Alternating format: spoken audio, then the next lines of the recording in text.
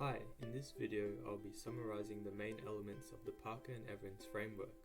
I will then discuss my scores and personal reflections on the usefulness of the scoring and reflection exercise.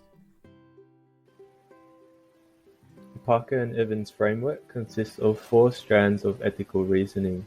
There is adversarial advocacy, responsible lawyering, moral activism, and ethics of care.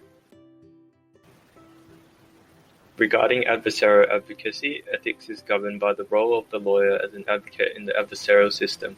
Lawyers will represent the client's interests as zealously as possible with the barest obligation to legality, and it is about hovering on the borderline between legal and illegal. Lawyers should put themselves in the client's shoes and act as they would for themselves. Regarding responsible lawyering, ethics is governed by the role of the lawyer as an officer of the court and guardian of the legal system. The responsible lawyer is still an advocate for the client, but this is overridden by a duty to ensure compliance and maintain integrity of the legal system. It is about facilitating the public administration of justice, even if you have to act against your client's interests. The responsible lawyer will not use loopholes to upend the law and will ensure that clients comply with the law. They will not be swayed by clients who attempt to use their economic power to compromise the justice system. Regarding moral activism, ethics is governed by general ethics, personal ethics, and the philosophy of life. Lawyers are encouraged to have their own convictions about how to implement justice. Lawyers should aim to influence change in people, institutions, and the law to make them conform better to moral ideals of social and political justice through their legal practice. Lawyers should persuade clients to act morally or withdraw if a client intends to act immorally.